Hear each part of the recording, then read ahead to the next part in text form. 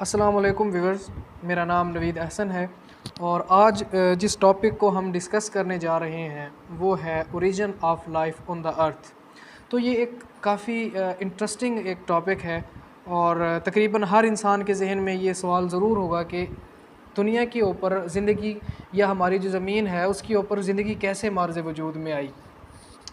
तो सबसे पहले हम इससे पहले कि हम ये देखें कि दुनिया कैसे मार्ज़ वजूद में आई, हम ये देखेंगे कि हमारी ये जो ज़मीन है ये कैसे मार्ज़ वजूद में आई।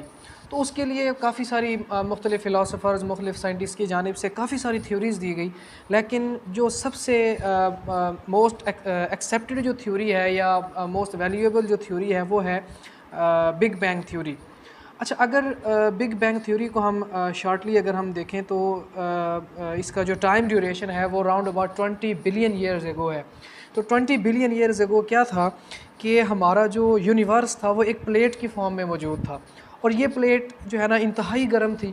तो क्या हुआ कि एक एक्सप्लोजन हुआ, एक बड़ा धमाका हुआ जिसकी वजह से जो है हमारी यूनिवर्स जो कि इंतहाई गर्म और एक प्लेट की फॉर्म में था वो क्या हुआ कि वो टुकड़े टुकड़े हो गया। उसके जो पार्टिकल थे वो दूर दूर मतलब खला के अंदर बिखरते चले गए और क्या हुआ कि इसके नतीजे में जब वो ज़रा ठंडे हुए तो वहाँ पे क्या हुआ कि मुख्तलिफ़ किस्म की गैलेक्सीज़ बनी, जिस तरह के हमारी मिल्की वे गैलेक्सी आप कह लें ये बन गई और उसके अंदर मुख्तलिफ़ सोलर सिस्टम्स बने और इस तरह क्या हुआ कि हमारी जो ज़मीन है या जिसे जिसे हम अर्थ कहते हैं ये मार्ज़ वजूद में आई। इसके बाद हम चलते हैं अपने ओरिजिनल टॉपिक के तरफ के origin of life on the earth के ज़मीन के ऊपर ज़िंदगी का वजूद कैसे कैसे मार्ज़ वजूद में आई। तो इसके लिए मुख्तलिफ़ साइंटिस्ट, फ़िलासफ़र्स और जो हमारे पास रिलीजियस स्कॉलर्स थे उन्होंने मुख्तलिफ़ बिलीव्स दिए। तो जो सबसे हमारे एंसेंट जो ह्यूमंस थे, जब उनके ज़हन में ये क्वेश्चन आया कि ज़िंदगी की इब्तिदा कैसे हुई, तो उन्होंने अपने जो रिलीजियस स्कॉलर्स हैं या फ़िलासफ़र्स हैं उनसे ये क्वेश्चन किया। तो उसके नतीजे में एक थ्योरी जो है ना जन्म लिया जिसको हम कहते हैं the theory of special creation. ये मैथोलॉजी बेस्ड थ्योरी थी, ठीक है। फादर सोरेज जो है वो इसके ग्रेट स्पोर्टर्स के अंदर से में से एक थे। अच्छा, वो कहते हैं कि जो हमारी ज़मीन है या इसके अंदर जितने भी ऑर्गेनिज़म्स हैं, ठीक है, वो गॉड ने बनाए, वो जूँ के तू बनाए। या जिस तरह हमारा एक इस्लामिक बिलीफ है कि 6 दिन के अंदर खुदा ने ज़मीन आसमान को बनाया और उसके अंदर पेयर्स की फॉर्म में जो है वो ऑर्गेनिज़म्स को बनाया, तो ये एक बिलीफ थी। इसी तरह अगर हम हिंदुओं की बात करें तो उनकी मैथोलॉजी क्या है कि जो गॉड उनका ब्रह्मा है उन्होंने जो है वो अर्थ के ऊपर लाइफ की बुनियाद रखी। अच्छा, इस थ्योरी की जो 3 कॉनोटेशंस हैं वो क्या है कि जितने भी ऑर्गेनिज़म्स हैं वो एज़ सच ही पैदा हुए हैं। मतलब वो क्या कहते हैं कि जिस तरह इंसान है, इंसान की शुरू से लेकर आज तक शक्ल यही है। इंसानों के अंदर या मुख्तलिफ़ और भी ऑर्गेनिज़म्स हैं उनके अंदर कोई डाइवर्सिटी नहीं हुई, जो कि इसका दूसरा पॉइंट भी यही है कि जो डाइवर्सिटी है वो सिंस क्रिएशन से लेकर अब तक सेम है और फ्यूचर के अंदर भी सेम रहेगी, ठीक है। तो ये इसका सबसे बड़ा जो ड्रॉबैक था वो उसका यही सेकंड पॉइंट था कि हम मुख्तलिफ़ तजर्बात या मुशाहदात के ज़रिए से हम ये देख चुके हैं कि डाइवर्सिटी ऑर्गेनिज़म्स के अंदर एग्जिस्ट करती है। अच्छा, उसके बाद उन्होंने एक मन घड़त सा मतलब कह दिया कि अर्थ जो है ना वो 40,000 साल पुरानी है। तो ये एक टोटली एक मन घड़त बात है, क्योंकि इससे पुराने तो हमें फॉसिल रिकॉर्ड्स मिल जाते हैं डायनासोर्स वगैरह के, वो कई कई मतलब लाखों साल पुराने भी हमें मिल जाते हैं। तो इसी तरह इसकी जो 3 कॉनोटेशन थी वही इसके ड्रॉबैक्स बने और ये थ्योरी को बहुत ज़्यादा पॉपुलैरिटी हासिल नहीं कर सकी। वो कि आज भी जो मज़हबी स्कॉलर हैं या मज़हबी तबका के लोग हैं वो आज भी इसी थ्योरी के ऊपर बिलीव करते हैं। उसके बाद जैसे जैसे साइंस ने तरक्की की तो लोगों ने साइंटिस्ट से क्वेश्चन करना स्टार्ट कर दिया। तो उसके नतीजे में साइंटिस्ट ने भी फिर एक फ़िलासफ़िकल और जो हमारी साइंटिफिकल साइंस को मिलाकर एक थ्योरी दी जिसको हम कहते हैं the theory of spontaneous generation, या जिसको हम एबायोजेनेसिस भी कहते हैं। अब थ्योरी ऑफ स्पॉन्टेनियस जनरेशन क्या है कि नॉन लिविंग ऑर्गेनिज्म से या नॉन लिविंग मैटर से जो है ना वो लिविंग मैटर का प्रोड्यूस होना, that is basically spontaneous generation या एबायोजेनेसिस। तो उसके अंदर मुख्तलिफ एग्जांपल्स हमारे पास दी जाती हैं, जैसा कि साइंटिस्ट उस वक्त के जो साइंटिस्ट थे अरिस्टोटल इसके बहुत बड़े जो है ना वो सपोर्टर थे। उन्होंने कहा कि जो दरियाए नील है, उन्होंने अपना ये फ़लसफ़ा पेश किया कि जो दरियाए नील की मिट्टी है, नाइल रिवर जो है उसकी मिट्टी है, जो वो फ्रॉग्स को और इसको क्या कहते हैं कि क्रोकोडाइल वगैरह को, स्नेक्स वगैरह को जन्म देती है। तो ये टोटली फॉल्स बिलीव है, इसका कोई हमें साइंटिफिक एविडेंस ऐसा हमें नहीं मिला। और बाद में जो है वो रेडीज़ एक्सपेरिमेंट जो हम बाद में डिस्कस करेंगे, उन्होंने साबित किया कि ये जो है ना थ्योरी ऑफ स्पॉन्टेनियस जनरेशन है, ये टोटली एक गलत बिलीफ है, इसके ऐसा कोई कॉन्सेप्ट नहीं है। इसके बाद हमारे पास एक जो लेटेस्ट जो हमारे पास थ्योरी है वो दैट इज़ कॉस्मोजोइक थ्योरी है, जिसको हम पैनस्पर्मिया भी कहते हैं। स्पर्मिया मीन्स कि स्पोर्स।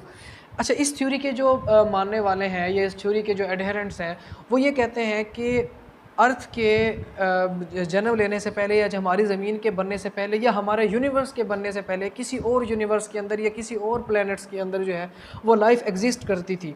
जो वहाँ के जो शहाब साकिब वहाँ से जो गिरे हमारी ज़मीन के ऊपर, तो उनके अंदर वो लाइफ मौजूद थी। वहाँ से वो जर्म्स हमारी ज़मीन के ऊपर आए और उनसे एक हमारी ज़मीन के ऊपर जो है वो क्या हुआ कि लाइफ इवॉल्व होना स्टार्ट हुई और वहाँ से मुख्तलिफ ऑर्गेनिज़म्स हैं जो कि आज अपनी हालत के अंदर मौजूद है।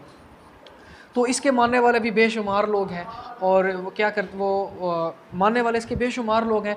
और ये थ्योरी एक मल्टीवर्स के जो है बिलीव के ऊपर बेस्ड है और ये टोटली गलत भी हम इसको नहीं कह सकते।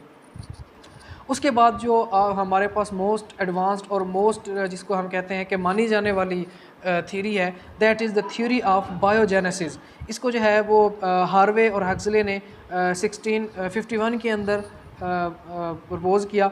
इसके अंदर उन्होंने ये कहा कि जो जितने भी हमारे पास ऑर्गेनिज़म हैं वो पहले से इवॉल्व ऑर्गेनिज़म से बने हैं या पहले से मौजूद ऑर्गेनिज़म से जो है ना आगे लाइफ बनी है। उन्होंने थ्योरी ऑफ ये बायोजेनेसिस के या थ्योरी ऑफ स्पॉन्टेनियस जनरेशन के बिल्कुल उलट है।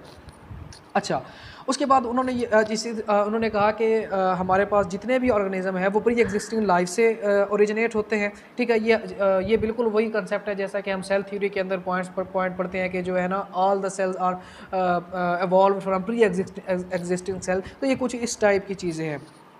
अच्छा, उसके बाद इन्होंने जो है फ्रांसिस्को रेडीज़ एक्सपेरिमेंट जो है 1668 के अंदर हुआ। उन्होंने एक्सपेरिमेंट करके बायोजेनेसिस को प्रूव किया और जो ए बायोजेनेसिस है उसको डिसअप्रूव किया। उसके बाद हमारे पास लुइस पास्चर ने जो है स्वान नेक एक्सपेरिमेंट किया। इन दोनों एक्सपेरिमेंट को हम आगे एक्सप्लेन करेंगे। उन्होंने जो है इसको अपने एक्सपेरिमेंट के थ्रू लुइस पास्चर और फ्रांसिस्को रेडी ने ए बायोजेनेसिस को डिसअप्रूव किया और बायोजेनेसिस को कहा कि ये कंसेप्ट बिल्कुल दुरुस्त है। तो ये आप एक डायग्राम देखें, इसके अंदर आप ये प्रोफेसर जो हमारा फ्रांसिस्को रेडीज़ है उसका एक्सपेरिमेंट है। उसने क्या किया, उसने 3 फ्लास्क लिए। उस 3 फ्लास्क के अंदर उसने जो है वो मीट रखा और एक फ्लास्क को उसने खुला छोड़ दिया, जबकि जो हमारे पास दूसरा फ्लास्क था उसको उसने सील कर दिया, वो प्रॉपर सील था। और तीसरा फ्लास्क के ऊपर उसने एक जालीदार, जो यहाँ पे गेज लिखा हुआ है, एक जालीदार कपड़ा उसने लगा दिया। उसका ये ख्याल था कि शायद हवा ना कहीं जन्म दे रही हो लाइफ को। तो जो अनसील्ड फ्लास्क था उसके अंदर उसने देखा कि अंडे मौजूद थे या कुछ जर्म्स मौजूद थे, वहाँ पे जो है ना लाइफ का इनपुट आउटपुट बराबर हो रहा था। तो उसने ये कहा कि जो है ना वो लाइफ यहाँ पे मौजूद थी, जबकि जो हमारे पास सील्ड फ्लास्क था जिसके अंदर कोई भी बाहर से ऑर्गेनिज्म अंदर नहीं आ रहा था या मक्खी या मच्छर कोई भी माइक्रो ऑर्गेनिज्म अंदर नहीं आ रहा था, तो वहाँ पे कोई लाइफ वजूद में नहीं आई। और जो तीसरा जिसके ऊपर जाली थी वहाँ भी कोई लाइफ वजूद में ना आई। तो उस पास उसने ये साबित किया कि लाइफ जो है वो एग्जिस्ट करती है पर ये एग्जिस्टिंग लाइफ से। वरना अगर थ्योरी ऑफ स्पॉन्टेनियस जनरेशन अगर ट्रू होता तो हमारे पास जो सील्ड फ्लास्क थी उसके अंदर भी लाइफ वजूद में आती। ठीक है, तो ऐसा कुछ नहीं हुआ। तो उसने जो है कहा कि जो हमारे पास स्पॉन्टेनियस जनरेशन है वो बिल्कुल फॉल्स बिलीव है। लेकिन जो ए बायोजेनेसिस है उसका अगर हम ड्रॉबैक्स की बात करें तो उसके ड्रॉबैक्स के अंदर सबसे जो बड़ा ड्रॉबैक है वो ये है कि वो हमें ये नहीं बताता कि सबसे पहला ऑर्गेनिज्म फिर कैसे बना, ये बताने में वो नाकाम हुए। उसके बाद लुइस पास्चर ने एक एक्सपेरिमेंट किया जिसे हम कहते हैं द स्वान नेक एक्सपेरिमेंट, स्वान बगले को कहते हैं। तो उसने जो है ना वो कुछ आप ये समझ लें कि फ्लास्क लिए जिनकी नेक जो है ना वो स्वान नेक थी, बगले की तरह की उनकी जो है वो नेक थी। लुइस पास्चर ने क्या किया कि उसके अंदर उसने जो है ना वो न्यूट्रिएंट्स रखे या लिक्विड रखा जिसके अंदर न्यूट्रिएंट्स थे, गर्म किया ताकि उसके अंदर जो तमाम ऑर्गेनिज्म जो है वो ख़त्म हो जाए। फिर उसने फ्लास्क को छोड़ दिया।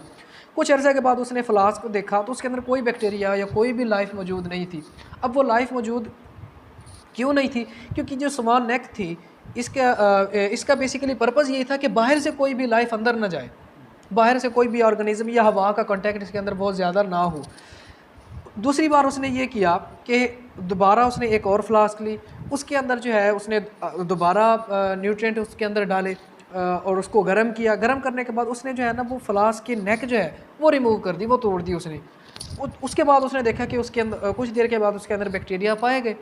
अच्छा, वो बैक्टीरिया अब किस वजह से पाए गए? वो बैक्टीरिया इस वजह से पाए गए कि बाहर के एनवायरनमेंट के साथ उसका जो है जो हमारा जो लिक्विड था उसका कॉन्टैक्ट था। तो उसके अंदर बाहर से ऑर्गेनिज्म आए, वो वहाँ पे ग्रो किए और नई लाइफ हमें देखने को मिली।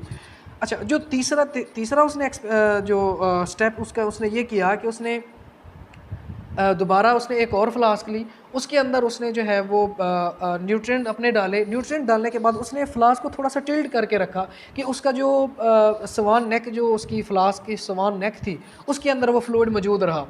तो फिर उसने देखा कि उसके अंदर भी बैक्टीरिया मौजूद थे। अच्छा, अब उसके अंदर बैक्टीरिया मौजूद इस वजह से थे कि क्योंकि वो जो लिक्विड था वो बाहर के एयर के साथ इन कांटेक्ट था या बाहर के एनवायरनमेंट के साथ कांटेक्ट था, उसका कांटेक्ट जो है वो माइक्रो ऑर्गेनिजम्स या बैक्टीरियाज के साथ हुआ। तो वहाँ पे क्या हुआ कि वहाँ पे जो है हमें लाइफ मिली। तो इस तरह इसने ये प्रूव किया कि जो थ्योरी ऑफ एबायोजेनेसिस या स्पॉन्टेनियस जनरेशन है वो बिल्कुल रॉन्ग है, कि हमारे पास जो है वो नॉन लिविंग मैटर से हम जो है लिविंग मैटर या कोई भी लिविंग ऑर्गेनिज्म प्रोड्यूस नहीं कर सकते। हम सिर्फ उसी सूरत में लिविंग ऑर्गेनिज्म या लाइफ एग्जिस्ट कर सकती है कि जब हमारे पास पहले से कोई लाइफ वहाँ पे मौजूद हो। तो ये था बच्चों आज का हमारा टॉपिक। उम्मीद है आप सबको पसंद आया होगा। Thanks for watching.